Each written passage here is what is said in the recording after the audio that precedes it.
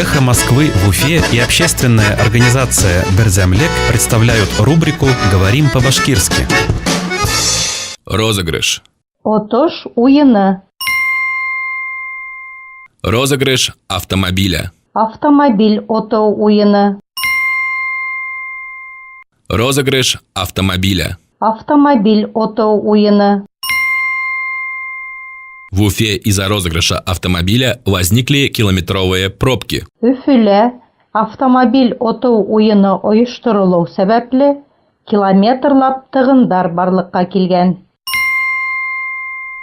В Уфе из-за розыгрыша автомобиля возникли километровые пробки. Өфөлә автомобиль отау уйыны оештырылу сәбәпле километрлап тыгындар барлыкка килгән. «Эхо Москвы» в Уфе и общественная организация «Берзямлек» представляют рубрику «Говорим по-башкирски».